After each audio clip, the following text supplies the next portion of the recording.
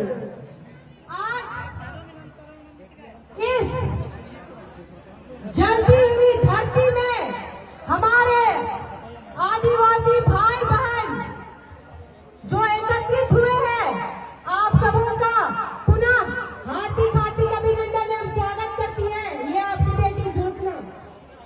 और जो ये जलती हुई धरती में आग जल रहा है, जिसमें हमारे आदिवासी भाई बहनों के दिल और धड़कन में भी जो आग जल रहा है, उसी धरती का नाम धनबाद है।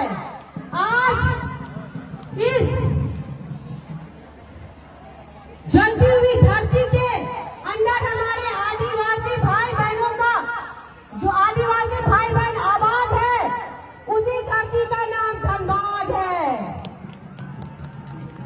इस धनबाद की भूमि में ये जो अंदर से धरती के अंदर ज्वाला जल रहा है ना, यही ज्वाला एक एक आदिवासी भाई बहनों के दिल में जलना चाहिए, क्योंकि ये आग हमारे कुर्मी भाइयों के द्वारा लगाया गया है और वो आग सभी आदिवासी भाई बहनों के दिल के अंदर धधकते रहना चाहिए।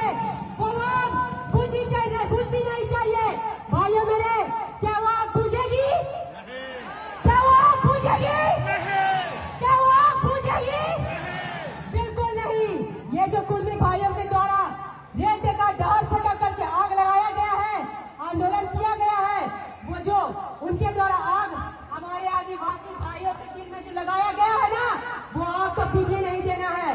और एक एक जितने आदिवासी विरोधी गालीबाज लोग हैं, उनको मैं फिर बोलूंगी, हिम्मत है, आओ, ये धनबाद की भूमि में है, आओ सामने गालीबाज लोग देख लेते हैं कि इनमें कितना कुवत है। इनको बहुत नेगेटिव तरीके से बोकारो में फैलाया गया कि मैंने कुर्मी भाइयों को गाली दिया। मैं फिर आज धनबाद के स्टेज के माध्यम से बोल रही हूँ, मैंने किसी भी कुर्मी भाइयों को गाली नहीं दिया, क्योंकि वो आदिवासी बहन बेटी की प्रवृत्ति में नहीं है, परवरिश में नहीं है। मैं पुनः फिर के समर्थक और गालीबाज को चैलेंज करती हूँ, कुवत है तो आओ धनबाद की भूमि में, हिम्मत है, आदिवासी भाइयों को गाली देने का शौक करो है ना, आओ सामने बात करेंगे, बात करेंगे, हिम्मत है तो आओ, देखते हैं किसको आज इनके गालीबाज लोगों को जेल भेजा तो इनके समर्थकों को चिढ़ने किया, मिर्ची लग गया। अरे दीदी, जो ज्योत्सना के ऊपर एफआईआर कर रही हो ना, वही एफआईआर करने से पहले अगर अपने गालीबाज भाई को समझाती ना कि नहीं भाई, आदिवासी भाई बहन की गाली मत भाग, तो आज वो सड़कों के पीछे नहीं रहता। और आज ये गालीबाज जो अंदर गया है, उसके समर्थन के लिए ये रंगवा सियार के लोग रोड पर उतर रहे, आदिवासी बेटी के ऊपर एफआईआर कर रहे। अरे जाओ, इस गीदड़ भक्ति से ज्योत्सना डरने वाली नहीं है। आदिवासी बेटा बेटी, आदिवासी बेटा बेटी पाषाण काल से न कभी डरा था, न कभी डरे हैं, और न कभी जब हमारे भगवान बिरसा मुंडा अंग्रेज और मुगल को भगाने से डरे नहीं, सिद्धू कालू चांद भैरव फूलो झानो और हमारे केलगे खड़िया वीर बुद्धू भगत डरे नहीं, तो ये आदिवासी भाइयों का खून एक एक आदिवासी भाई और बहन के अंदर दौड़ता है।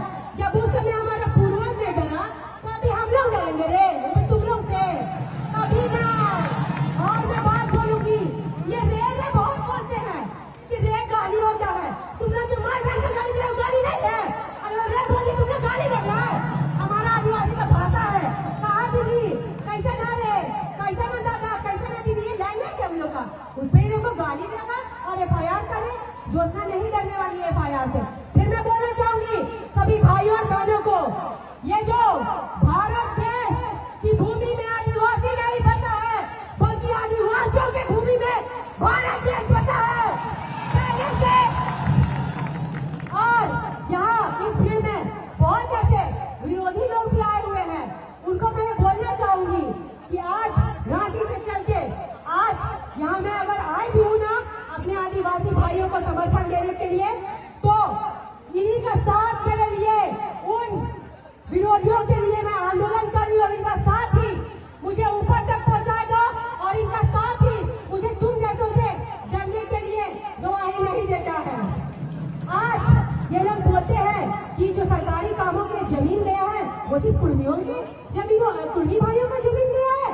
जी नहीं, आज ये जो कोयले का खदान इस धनबाद की भूमि में, चाहे झरिया हो चाहे कहीं भी धनबाद के जिला में जितने भी कोयला खदान है, अगर सबसे ज्यादा भूमि गई है ना तो वो ये संतान भाई की भूमि गई है। और संतान भाई की भूमि अगर कोयला ये गई भी है ना तो ये संतान भाई को कोई फायदा नहीं हुआ है। संतान भाइयों को तो यहाँ यूज किया गया है। सिर्फ क्या मिला उनको? कितना नौकरी दे दिए, कितना उनको मुआवजा दे दिए? कुछ भी नहीं दिया आप लोगों ने। तो ये जो बोलते हैं कि सिर्फ पौधों का जमीन गया है, गलत बात। आप जमशेदपुर में भी देख लीजिए, चाहे वो चांदी है टाटा हो, वहाँ भी मुंडा मान की भाइयों का जमीन गया है। तेनुघाट डैम संथाल भाइयों के जमीन में बसा हुआ है। रामगढ़ से लेकर बोकारो से लेकर धनबाद तक पूरा कोयलरी में अधिकार जमीन किसका है? अधिकार जमीन किसका है? आदिवासियों का। ये किसी को बोलने वाली बात है? ये तो पुरान काल में समझते रहना चाहिए कि अगर किसी का शोषण हुआ है शुरू से अंत तक तो ये दलित और आदिवासियों का हुआ है। और ये जो हमारे